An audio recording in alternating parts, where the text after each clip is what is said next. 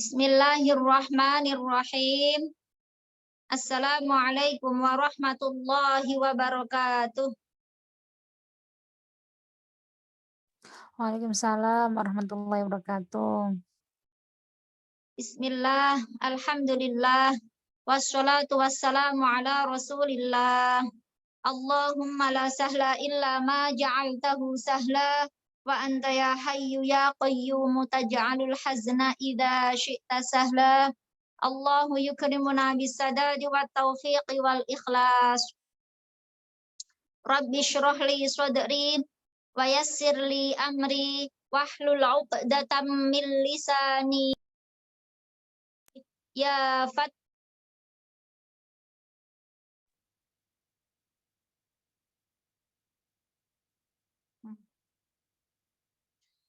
Alhamdulillah, kita patut bersyukur kepada Allah karena Allah masih memberikan kita taufik sehingga kita bisa mengikuti kajian di sore ini. Semoga kita mendapatkan ilmu yang nafi' dan dapat mengamalkan ilmunya. Untuk itu saya mengingatkan pada diri saya sendiri dan para pendengar dimanapun berada yang sudah bergabung. Saya tidak bisa menyebutkan satu persatu, ahlan wa sahlan, ya.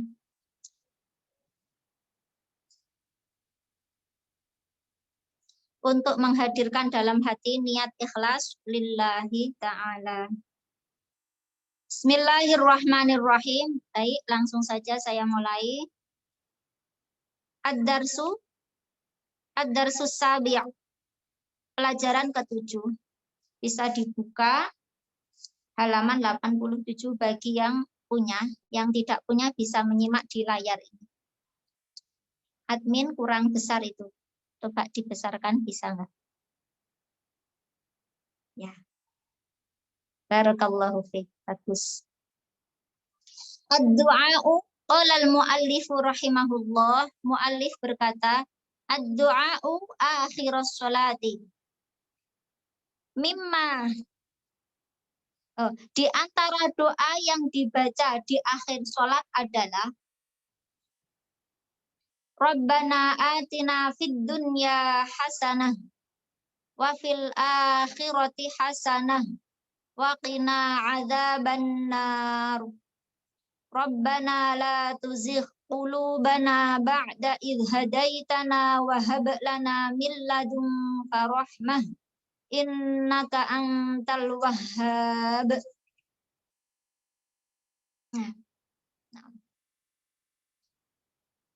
Di sini tulisannya begini ya, doa akhir sholat. Di halaman 88 maknanya itu kan doa akhir sholat. Maksudnya bagaimana? Jadi secara umum doa ini itu baik diucapkan kapanpun, tidak hanya di akhir sholat.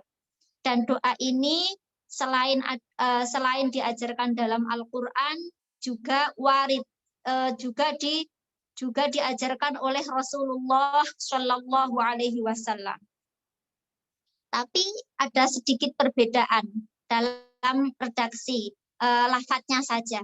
Kalau dalam Al-Quran teksnya itu Rabbana atina fid dunya hasanah. Kalau al-hadis, kalau yang diajarkan, doa yang diajarkan Rasulullah Shallallahu Alaihi Wasallam itu Allahumma atina. Ini sama saja. Sama saja. Mau pakai Rabbana atina boleh, Allahumma atina juga boleh. Nah, kata guru kita, Syekh Abdullah Al-Haruri, rahmatullahi alaih, beliau berpendapat begini, bahwa doa ini sangat baik diucapkan ketika duduk tasyahud akhir setelah membaca sholawat Ibrahimiyah itu loh. Ketika tasyahud kan membaca sholawat Ibrahimiyah. Nah, setelah itu sebelum salam berarti itu baik, sangat baik diucapkan doa ini sangat baik diucapkan. Dan anak-anak kecil itu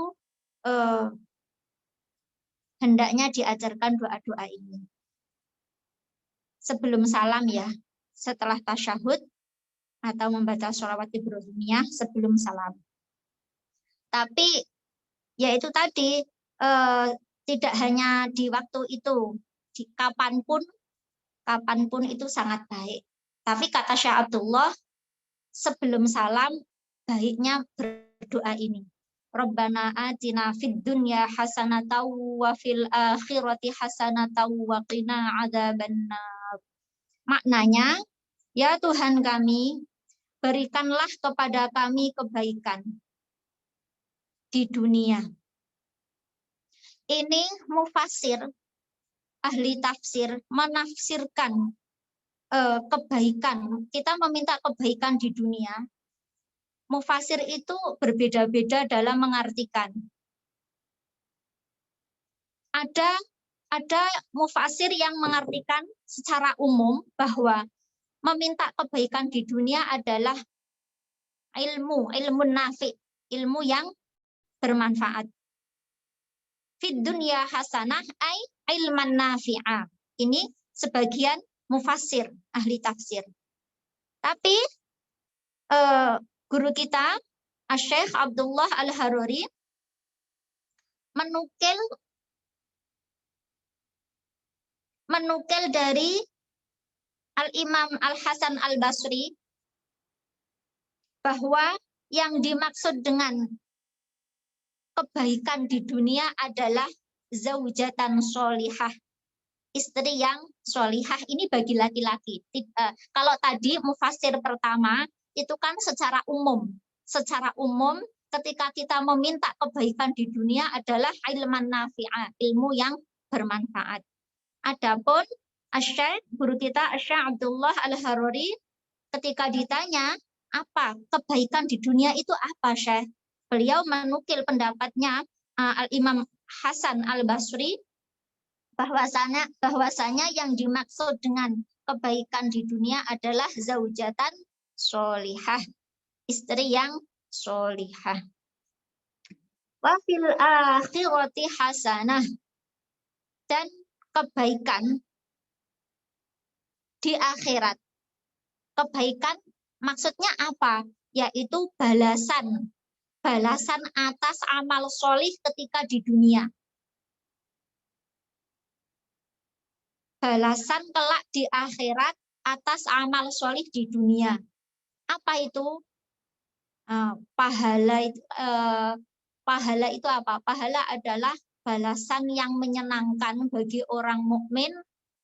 Balasan yang menyenangkan bagi orang mukmin kelak di akhirat atas amal sholih yang dilakukan ketika di dunia. Adapun pahala yang paling besar dari Allah adalah surga. Singkatnya begitu. Jadi kita ketika berdoa Rabbana atina fid dunya hasanatan wa fil akhirati hasanah, itu meminta kebaikan di akhirat adalah meminta surga. Wa qina adzabannar, ya Allah peliharalah kami dari siksa neraka. Kita meminta kepada Allah supaya diselamatkan, dijauhkan dari siksa neraka. Rabbana la tuzigh qulubana ba'da idh hadaitana wa hab lana min ladunka rahmah innaka antal wahhab. Ya Tuhan kami, janganlah Engkau sesatkan hati kami setelah Engkau beri kami petunjuk. Jadi orang yang tersesat itu tidak hanya orang bodoh. Terkadang dia sudah tahu, sudah belajar, sebenarnya sudah diberi petunjuk, tapi oleh Allah setelah mendapatkan petunjuk malah disesatkan. sudah tahu ilmunya, tapi oleh Allah disesatkan. Nah, yang dimaksud ini, janganlah engkau sesatkan hati kami setelah engkau beri kami petunjuk adalah, ya Allah, tetapkanlah kami dalam keimanan. Nah, ini. Ada mufasir yang mengartikan seperti itu. Ya Allah, tetapkanlah kami dalam keimanan. Maksudnya hidayah, petunjuk di sini adalah tetap dalam keimanan.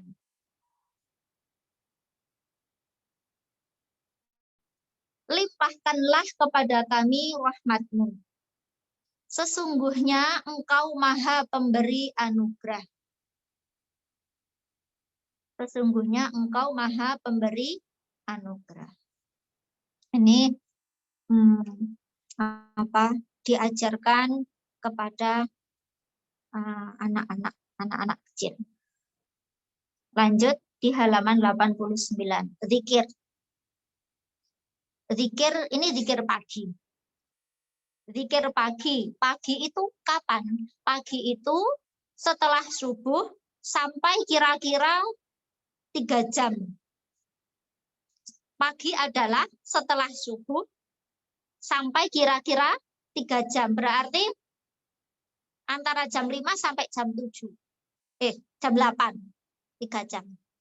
Kalau sore itu kapan? Kan ada zikir pagi, ada zikir petang. Zikir petang itu kan zikir sore. Zikir petang adalah ba'da maghrib sampai kira-kira 3 jam. Berarti kalau di sini di waktu Indonesia bagian barat jam 6 sampai kira-kira jam 9. Itu yang dimaksud dengan zikir petang. Nah, di halaman 89 hendaknya kita mengajarkan kepada anak kecil tentang zikir pagi. Asbahna wa asbahal mulku lillahi walhamdulillahi rabbil alamin. Ini doa yang warid. Doa yang warid itu maksudnya doa yang diajarkan oleh Rasulullah Shallallahu Alaihi Wasallam. Maknanya kami berada di waktu pagi dan kekuasaan seluruhnya ada pada Allah. Ini adalah doa kepasrahan. Kita meminta kepada Allah pasrah total kepada Allah. Dikatakan bahwa doa ini diantaranya adalah untuk membuka kunci rizki. Artinya dimudahkan dan untuk penjagaan dalam pagi sampai sore. Asbahna wa asbahal mulku lillah walhamdulillahi rabbil alamin.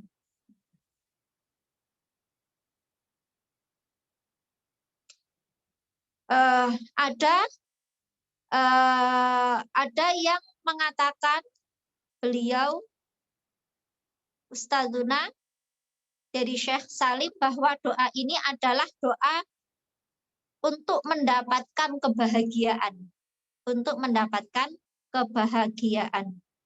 Doa ul-falah. Nah, lanjut di halaman 91. Ad-Darsus Tsamin, pelajaran ke-8. Kaifa usalli subha. Saya baca dulu. Aqifu mustaqbilan al-qiblata syarifata wa aqulu biqalbi usalli fardhus subhi. Bagaimanakah aku mengerjakan sholat subuh? Nah, ini di waktu subuh hendaknya anak kita itu dibangunkan. Dibiasakan untuk bangun pagi. Sholat subuh itu dibangunkan. Karena ternyata ada seseorang yang dia itu belum pernah melihat, belum pernah tahu, belum pernah mendengar, belum pernah melihat sholat subuh itu ternyata ada. Jadi ada orang yang pahamnya itu sholat itu zuhur, asar, maghrib, isya. Jadi dia nggak tahu kalau ternyata ada 5 waktu, yaitu ada sholat subuh itu nggak tahu. Kenapa? Karena ketika di waktu subuh tidak dibangunkan.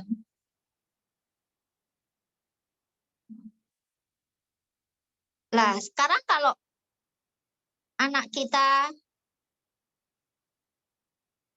yang sudah mumayyiz ya, yang sudah mumayyiz, semisal umur 10 tahun gitu atau 8 tahun sudah mumayyiz, bangunnya kesiangan, maka bagi wali itu siapa? Wali itu ayah, ibu, kakek, nenek. Itu harus memerintahkan anak untuk qadha. Nah, orang tua ya harus begitu, jangan bangun langsung bingung mau masak apa, mandi langsung kerja. Tidak memperhatikan sholat yang wajib. Jangan sampai seperti itu. Kalau kesiangan ya wajib untuk diqadha. Anak kita juga dididik seperti itu. Jangan langsung pegang sarapan, mikir ke sarapan, langsung sibuk ribut sekolah, kerja. Itu dilakukan setelah memenuhi kewajiban sebagai hak Allah, kewajiban sebagai seorang hamba kita, yaitu sholat subuh. Kalau terlambat, kalau sudah habis waktunya, maka wajib untuk qadha. Bagaimanakah aku mengerjakan sholat subuh? 1, aku berdiri menghadap kiblat, yakni Ka'bah. Kita tahu bahwa Ka'bah adalah kiblatnya orang sholat. Ka'bah itu bukan tempat Allah berada di situ. Sebab Allah ada tanpa tempat. Allah ada tanpa tempat. Tidak di arah atas, tidak di bawah, tidak di langit, tidak di arsy, tidak di bumi. Lalu Ka'bah itu apa? Ka'bah adalah kiblatnya orang sholat. Kalau langit, kita berdoa, kita menengadah ke langit, itu bukan karena Allah ada di langit. Tidak, tapi karena langit adalah kiblatnya orang berdoa.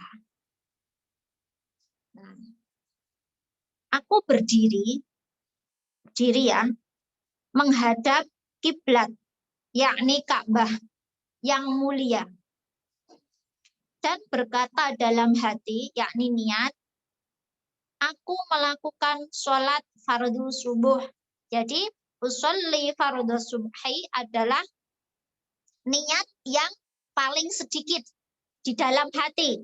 Niat ini di dalam hati. Wa aqulu biqalbi diucapkan berkata dalam hati. Kalau hanya di lisan, usolli fardu subhi tanpa menghadirkan dalam hati, maka sholatnya tidak sah. Minimal apa tadi? Usolli fardhu subhi. Nah, untuk mendapatkan fadilah jamaah ketika berjamaah, maka ucapkan makmuman. Ini kan seandainya tidak mengucapkan makmuman ya tetap sah, tapi untuk mendapatkan fadilah jamaah itu loh. Yang harus minimal usolli fardhu subhi. Tuh. Kemudian summa arfa'u yadayya ila muhadzatil uzunaini qailan Allahu akbar. Kemudian aku mengangkat kedua tanganku setinggi 2 telinga sambil mengucapkan Allahu akbar. Nah, mengangkat kedua tangan ketika takbiratul ihram ini hukumnya sunnah. Ingat, seandainya takbiratul ihram cuma diem gini tanpa mengangkat Allahu Akbar. Hatinya, nah, sini mengucapkan takbir, mengucapkan takbir, hatinya bareng dengan apa tadi ini niat Allahu Akbar. Tangan tidak begini, itu sebenarnya boleh langsung apa ini itu boleh, tapi tidak mendapatkan kesunahan. Yang sunnah adalah mengangkat kedua tangan.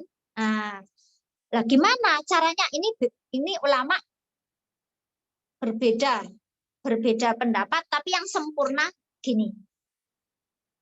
Yang sempurna adalah tangan lurus, ini jempol itu lurus dengan lubang telinga. Ini kan lubang. Ini kan telinga bagian bawah, ini lubang. Maka jempol ini lurus dengan lubang begini. Ini sempurnanya ya. Ini artinya begini boleh. Halo? Begini boleh. Tapi sempurnanya. Nah, telapak tangan tidak kaku dan tidak gini. Bukan gini. Juga tidak gini. Nah, bukan. Biasa.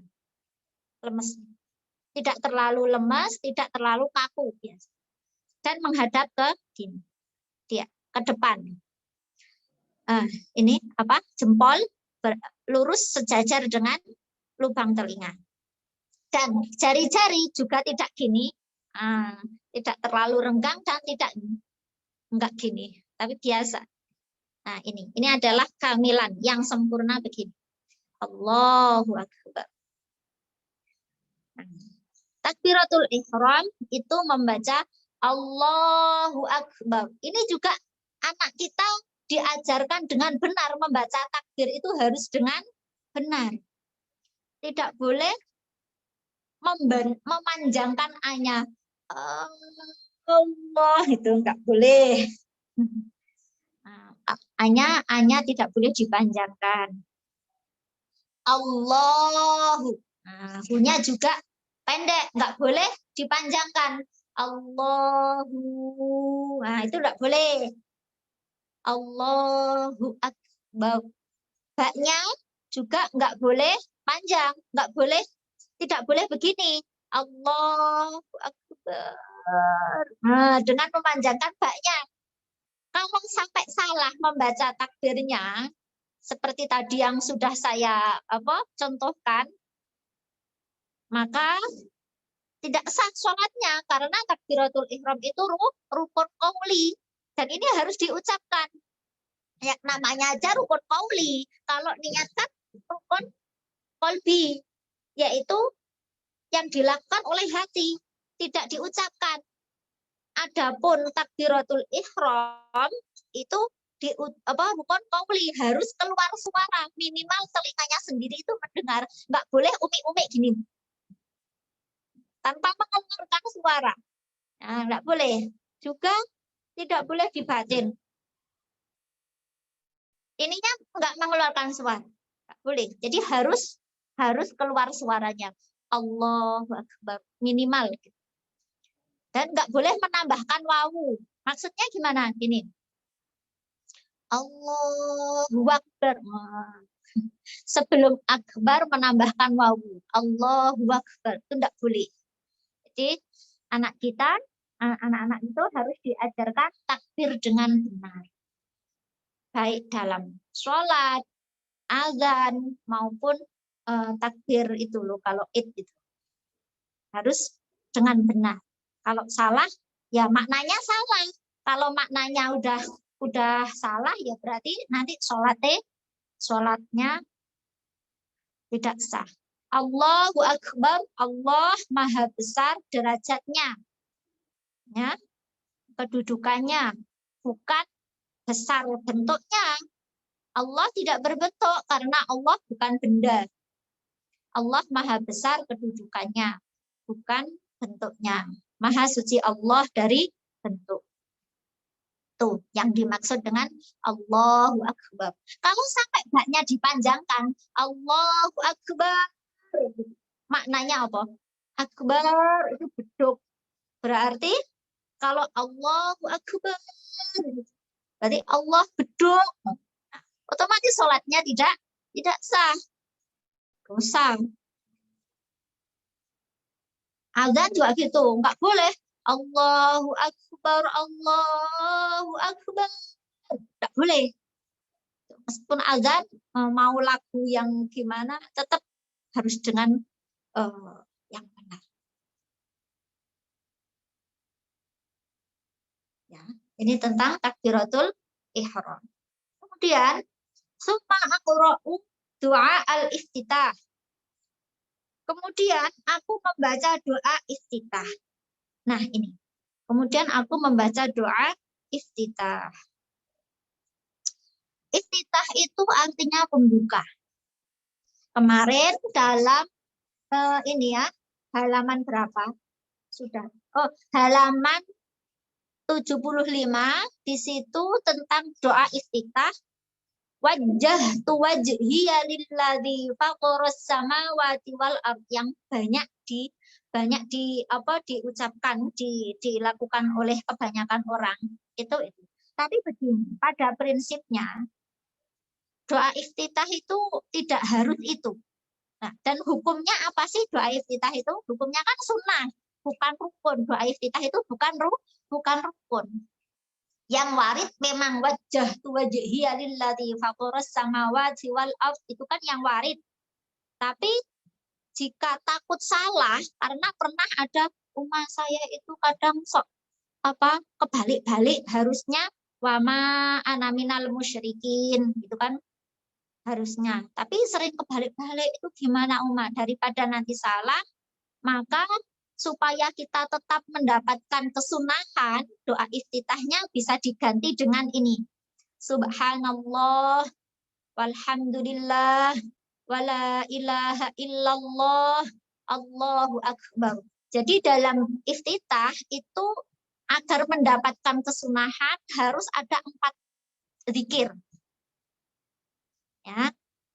Untuk mendapatkan kesunahan iftitah adalah dengan mengucapkan 4 zikir, yaitu tasbih, subhanallah, hamdalah, alhamdulillah, tahlil, la ilaha illallah, kemudian takbir, Allahu Akbar. Nah, ini sudah cukup, sudah bisa mendapatkan kesunahan doa iftitah. Summa aqra'ul Fatihata wa syai'an minal Qur'ani walau suratan qasiratan jahran. Kemudian aku membaca surah Al-Fatihah. Nah, setelah apa? Doa iftitah adalah membaca Fatihah, itu rukun. Jadi kalau rukun itu kan sebagai penentu keabsahan sholat. Kalau meninggalkan sunat itu kan tetap sah. Tapi kalau rukun itu harus sempurna. Ya, harus dengan benar. Berarti membaca Fatihah juga harus dengan benar, karena itu untuk penentu keabsahan sholat. Dan beberapa ayat Al-Quran, meskipun surat pendek, meskipun satu ayat, Yasin, atau Qul huwallahu ahad. Nah, bagi imam itu sunnah. Atau sholat sendiri untuk membaca itu tadi? Surah pendek. Itu hukumnya sunnah. Kalau makmum tidak sunnah. Yang sunnah adalah imam dan sholat sendiri. Meskipun satu surah dan paling sedikit adalah 1 ayat. Meskipun 1 surah dan paling sedikit 1 ayat. Misal Qul huwallahu ahad. Udah gitu. Nah, itu sudah mendapatkan kesunahan. Terus rukuk. Ya, Bismillahirrahmanirrahim. Qul huwallahu ahad. Nah, bagi seorang imam membaca meskipun satu ayat ini supaya terhindar dari hukum makruh. Karena kalau tidak membaca surah pendek meskipun satu ayat itu makruh. Makruh itu apa toh? Ya, sholatnya tetap sah itu. Sholatnya tetap sah, tapi tidak mendapatkan pahala, tidak mendapatkan kesunahan. Makanya agar mendapatkan pahala, mendapatkan kesunahan, itu bacalah surah meskipun satu ayat. Lanjut. Tsumma arka'u wa aqulu subhana rabbiyal azim. Ini minimal. Salah sama rot 3 kali. Subhana rabbiyal azim. Satu kali. Satu kali itu minimal. Yang sempurna adalah 3 kali. Dan bacaannya yang sempurna, yang kamilan adalah subhana rabbiyal azimi wa bihamdih. Suma arfa'u minar ruku'i qailan sami Allahu liman hamidah. Kemudian aku mengangkat kepala dari rukuk dengan mengucapkan sami Allahu liman hamidah. Sunnah mengangkat kedua tangan gini. Bagaimana cara mengangkatnya? Ya tadi seperti ketika takbiratul ihram gitu kan. Dari rukuk mau ke iktidal kan mengucapkan sami Allahu liman hamidah sambil mengangkat kedua tangan gini. Nah, ini loh. Kayak tadi itu. Fa idza tadaltum aqulu rabbana walakal hamdu. Ini apa? Minimal. Rabbana walakal hamd. Kemudian ketika iktidal aku mengucapkan Rabbana walakal hamd.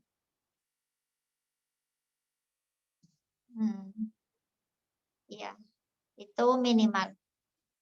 Tapi yang sempurna Rabbana walakal hamdu mil'us samawati. Rabbana lakal hamdu mil'us samawati wal ard. Rabbana lakal hamdu itu sudah mendapatkan kesunahan. Masih satu halaman lagi tentang cara sholat subuh. Sudah dulu ya. Insya Allah dilanjutkan. Nggak apa-apa ya admin. Itu sudah setengah jam lebih. Halo admin. Itu dulu nggak apa-apa ya. Ya Ustazah, siap Ustazah. Barakallahu fiik Ustazah, barakallahu fiik Ustazah. Amin, amin, Wafiq. Ya, biasanya membuka pertanyaan. Kalau ada pertanyaan boleh.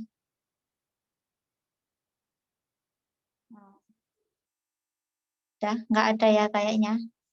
Baik, jika sudah tidak ada, kita tutup kajian sore ini dengan bacaan tahlil dan sholawat. La ilaha illallah. Allahumma sholli ala sayyidina Muhammad wa ala alihi wa sahbihi wa sallim. Rabbighfirli wa liwalidayya wa lil mu'minina wal mu'minat. Wassalamualaikum warahmatullahi wabarakatuh.